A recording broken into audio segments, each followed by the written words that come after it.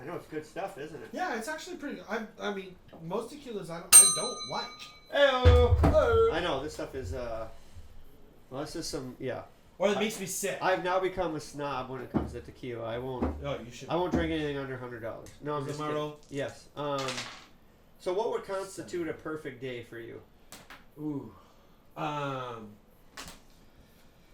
You know, some people say they had a bad day, and it usually comes down to only like one or two things throughout their day that didn't turn out so right. So then they want to trash the whole day just because something didn't go right. That's a good point. Guilty. Yeah, yeah. Every day we always have something that goes awry. Yes. You know what I mean? Oh, yeah, that's life. Yeah, yeah. But I will tell you that a good day for me is when whether I won or lost that day, if at the end of the day I walked out of the office knowing, you know what, I was super productive today. Okay. I did everything I could, or I did good in connecting with this person in a relationship, whether it's family, friend, client, whatever. You know what I mean? Sure. And yeah. You left nothing on the table. Yeah, I left nothing on the table. I've gone to the farthest extent that I could humanly possibly know. You know, 'cause we all know different things, and we all, you know, our limits are different depending on what we know and what we can do. And there we go. 8 is getting up. Good. We need to race some 8. Yeah. And so yeah, just a good productive day. Yeah, just a good, solid, productive day. You know, did the morning routine. You know, help the wife out with whatever, help the kids out with whatever. You know. Well, what is your morning routine? Okay, so I have 2. I have one where I get up at 6:15. Okay. And get up, get dressed, immediately go. Usually I get up and then I'll do like 10-15 minutes of meditation, prayer, and then I normally put on some kind of a positive, uplifting podcast. I'm not talking about the cheesy motivational stuff. I'm talking like stuff that I can. I'm not real big into fiction. I know you're a listener of this podcast. Yes, but I'm real big on non-fictional things, stuff that I can learn from. Yes, you know I agree with you on that. And this is why I'm not good at reading books. I listen to Audible. So I normally put my Audible stuff on and immediately just ready to learn, ready to crank my brain up, you know, and then get to the gym, work out. As soon as I'm done with the gym, go back, shower, and then just hit the office. So that's routine. But during that time, you know, usually when I'm already at the gym, it's rolling around, getting close to the 8 o'clock time. I'm already getting hit up by emails and clients and stuff. So even though I'm working it out, I'm handling stuff on my phone. You know? And just being prepared and just being ready. And then once I get to the office, usually I'll have a list from the day before, things that I need to do the next day. If not, I will sit down and I'll make a list. Okay. A list helps. These are items that absolutely have to be done today before the end of the day. Sure. Yeah. Are you pretty good at checking them off? You pretty good at following your list? Sometimes I do get distracted by clients calling, needing help with this or that. HG, you said? That distracts you from sometimes, you know, because sometimes working with them might take a period of time. You know, get to finish whatever. 7, all right. 7. Well, it seems like, and I mean this in a good way, like, I want to say you're very observant, it seems like, so you probably notice things about people and things that you like about people, things you don't. What would you say is your biggest pet peeve? And maybe it doesn't have to do with people.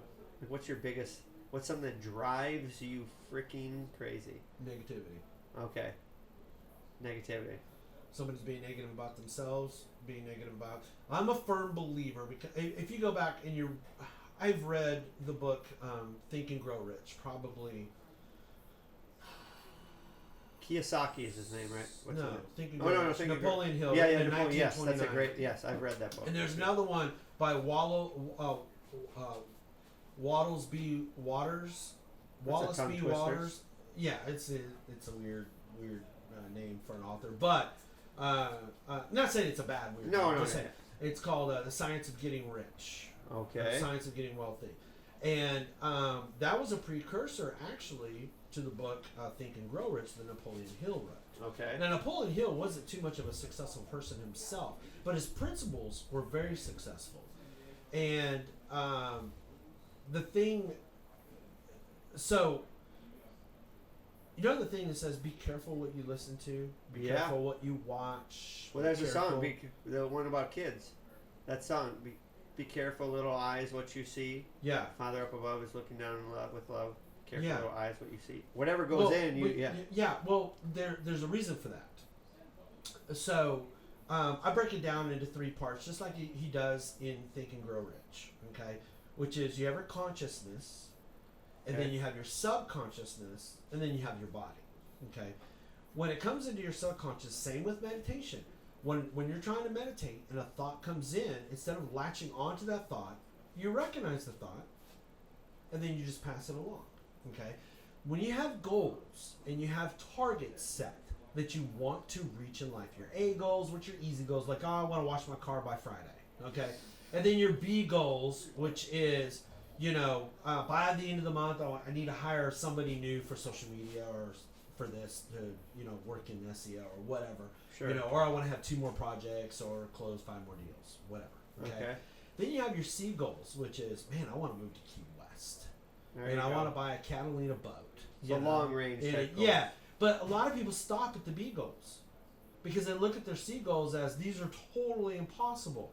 But we start shifting, creating vision boards, either in our bathroom mirror or I have a vision board in my office that are C goals. That, man, I don't know how it's going to work, but I'm going to reach these someday.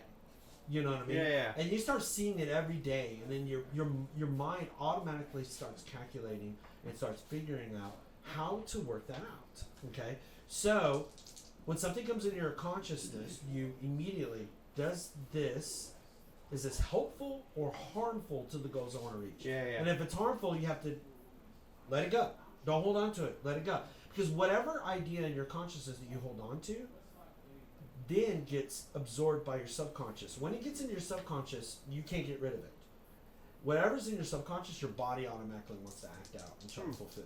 Interesting. That's why it's good to have a vision board, because you want to get those things in your subconscious. Yeah, okay. Does that make sense? No, absolutely. Okay. What do you got? When we're cracking into this bourbon. We are. We're going to tag...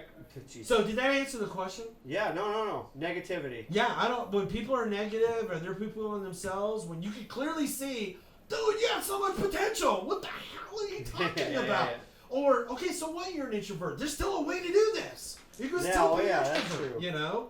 Maybe you just didn't learn how to be one, And I'm not saying that everybody needs to be an extrovert or an introvert. No, but... I'm not saying either one of those is right or wrong. That's not what I'm saying, But there's more than one way to skin a cat. Indeed there is. Skin the cat. All right. Well, I like to get this part. I always enjoy this part. Now, you're not a Texas boy per se, but you've been here a long time. So since I was 11. Okay, so you're a Texas boy. This is exclusively about Texas, and I feel like where you're from. Well, this could go a lot of different ways. What is your favorite college football team? Oh. That's very controversial. Yes. Hope you don't upset any of your clients. Only one. I ain't worried about it. Just pick one. But I have 2. No, come on. I have 2. Longhorns and Michigan Wolverines. The Big Blue, huh? Yeah. See, I liked Big Blue growing up, but they were... I just love the way they play. But I loved them because of the basketball team. I love the Fab Five. I was a basketball fan. I'm not a big sports person. There's two games I watch a year. National championship? No, I watch Army versus Navy. Sure. And then I watch the Super Bowl. Okay. So now I'll keep up with the stats on the news and stuff, and on sports news. With how the teams are doing and when they reach the championships and the playoffs and all that stuff. But you're a casual observer. But I don't watch the games. Okay. Just because, man, this is gonna sound bad, but there's nothing I really get. Well, no, if you don't, yeah, I don't really get anything.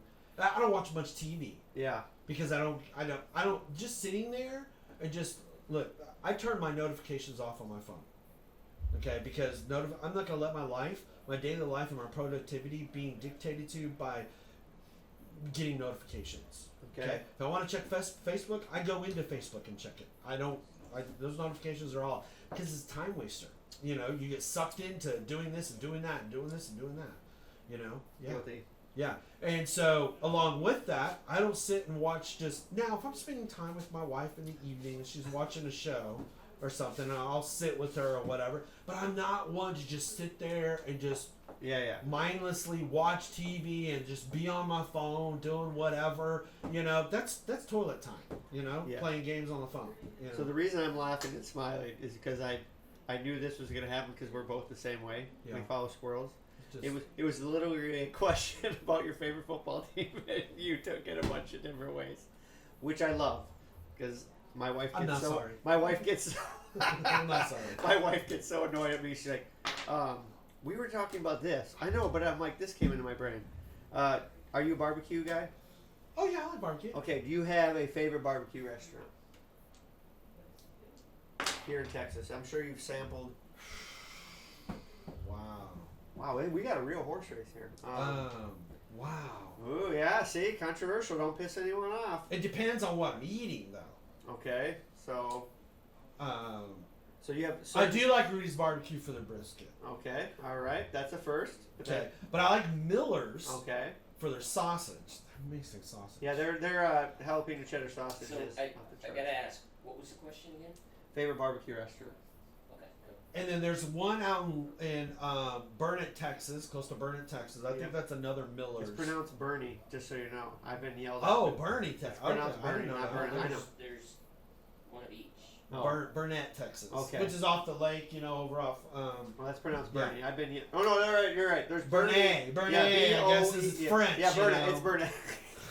Yeah, it is Burnett. Burnett. All right, I apologize. Right now, it's a Burnett. Be careful. Burnett, I apologize. Texas is a really big place. It is. That's true. Yeah. It's its own country. And they to this day, and then we're talking like I had this thing like 18 years ago. Yeah. But the pork chop. And where's that at? It was like 2.5 inches thick. And where was it? It was giant. It was in Burnett, Texas, or Burnett. Burnett, Texas. Okay. Let me tell you right now. Yeah, and it was. Oh man. So that's a good place. The pork chop. I ate on that thing for 3 days. It was. So that sounds like it. It was so good. It was so juicy and man. I stuck it in the microwave and warm it up, and it was still juicy. Oh, that's a good cigar. Yeah, a good cigar. Good cigar. A good pork there chop. we go eating cigars again. Yeah, exactly. Yeah. Salad, Valerie salad. Yes, exactly. Okay, real simple. Beans or no beans? With what? Chili. Oh, with chili? Yeah. Both.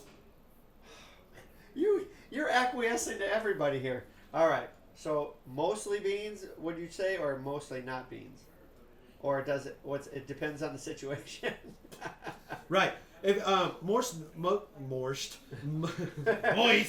most northerner. What I'm a northerner. Bean. They like beans. Yes, they like beans. In the South, no beans. They're okay with no beans or with beans. But what's weird is some people put little pieces of pasta in their chili. What? That's freaking weird. That is weird. Like the curly Q pasta. That makes it more of a gumbo than a chili. Or a goulash. Yeah,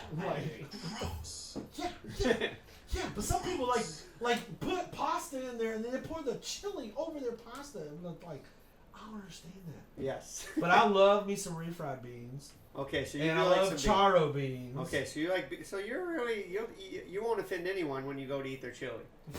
Oh, it's chili, man. All right, it's food. Okay, so I'll eat anything except for living under. I'll eat shark, octopus. I'll eat. Yeah. All right. I've had all kinds of stuff. I make a good cherry shark steak, but they don't sell shark at Not too often. Okay, so I know you like punk rock and rock and stuff like that. This question's specific because it's Texas. Red dirt or bro country? You know much about? Say you don't know what it is because I. Yeah, what do you mean by? So bro country would be like Florida Georgia line. Oh, definitely. And red dirt is more like Luke Bryant. No, definitely not Luke. He's more red or more bro country. Local stuff like Wade Bowen. Sleep at the Wheel. Wade Bowen. Yeah, Wade Bowen, Cole Wetzel. Willie Nelson. Yeah, maybe Willie. He's Waylon more just Jennings. country. Yeah. But that's old stuff. How about some Axe Holton? Ooh, is it Axe Holton? I don't know that. It's Axe something. That comes from back in the day. Remember, he played the father on Gremlins. No, but I loved Gremlins. Yeah, I don't he remember played. the father. He played the father. Okay. Something like Man, you are from the 80s. that. Another question. You don't have to answer this one because this can kind of go down. But you know, Georgia-Florida line actually got Florida-Georgia line. Yeah, Florida-Georgia line. Sorry. And I'm getting mixed up. ADHD. And it's cute. It's starting to kick now. It is starting to That's what my yeah. fourth one. Is. Yeah. So they got their start at the Songwriters Festival in Key West. Interesting. And the guy who wrote their songs most of the time back then, I could be wrong, but I've done the research. It's a guy named Jesse Rice, who is the brother of Chase Rice, who you've probably seen videos and music from. And what's crazy is Jesse Rice writes, he has a series of albums called Pirate Sessions. He's at the Pirate Sessions 5 now. He's got 5 of them out there. My favorite music. Okay. And it is my favorite. So you like pirate music? Like if I can't figure out anything to listen to, pirate music, I will listen to them. Because it's just songs about Key West and the island, and he has a few songs about Blackbeard, who was a real pirate. So would you Edward say Teach? Edward Keach is his name. So would you say you're a Jimmy Buffett fan? Oh, I love Jimmy Buffett. Yes. I know. The reason I said Buffet is I'm a parrot head for sure. I love Jimmy Buffett. I'm a parrot head. He's some good listening music. Yeah. You can crank on one of his and like 10 songs later you're like, oh wow, where'd the time go? Okay, this is secede or not secede. This is because this is something that goes around. Tim for Texas. So. Yes, it can go to. Said we try not to talk politics and religion here unless no, this we is can where go it there. goes. I have nothing. Yeah, I'm all good. This is something I've recently thought a lot about. A tree. Okay. I honestly think, and I know some people poo-poo on it. I honestly think we would be we might have it was a doubles, right? So no, I have 3. Yep. So it actually might be a little bit of uphill battle. Yeah. But I actually think we could survive as our own country. Oh, I absolutely agree. Yeah, I really do. And I think we would be great on partnering, if we did secede, partnering with the U.S. as an ally and partnering with Mexico as an ally. There we go. We could be that. Yeah. That kind of go-between. Yes. Yeah. I think the Mexico thing would be a little difficult, but I believe we can pull it off properly. And I believe Texans can probably put the whole drug cartel thing probably on the border. Probably. If we were to unleash and take all the leashes off, sure, and let them do what they are really good at doing, yeah, I think we could squash that quicker than a cat can lick its ass. What was that one? I haven't heard that one before. Yeah, I'm pretty sure we can squash that quicker than a cat can lick its ass. Oh, cat can lick its ass. Yeah. All right. It sounded like you said cack. No, cat. That was the ticket. Okay. Okay, this is a fun one for me. Because it seems like everyone has a specific thing. But I'm okay if we don't. I'm good either way. Exactly. But I feel very positive if we do. Okay. Ooh, an 8. Wow, we really have a good race. So well, I think 9 is on different ones we've asked people. There seems like to be a specific thing about their personality, and because you're a tech guy and I even remember hearing you talk about this at our recent meeting. Would you say Mac or PC? Whatever does the job. Seriously, no, seriously. Listen. Okay. If you're coding and doing programming, yep, you're gonna be probably more PC. If you're doing a lot of graphic design and art and video, okay, you're gonna use a Mac. Okay. I mean, they're just both known for different. They're good at. And so it's for whoever's gonna do whatever's gonna do the best at that task. Okay. And I hate to be like that, because you want to narrow me down. No, I'm trying to put you in a box. Yeah, but I mean that is you can't in that situation. You just can't put that in a box because So you have graphic designers who you would never hire to be a programmer. And then because they think with a mind of art and color and shapes. Sure. Okay. And then you have a programmer. Okay, a programmer you would never hire to be a designer because they think with math, science, zeros and ones. Okay. But then you have what's called a developer. Okay. A developer is somebody who can play in both those worlds, and that's what I am. All right. So I can do design, and I can also do the nerdy stuff. Yeah, coding and programming. And if you're into the cigar world, you use a pencil and a piece of paper. Yes. The original iPad. That's right. Ooh. It's yes. Whoa, that was profound. That Woo. was profound. iPad. There we go. Well done, Dwayne. Dwayne is our resident at everything here. Resident smart guy. A resident philosopher. Joke teller.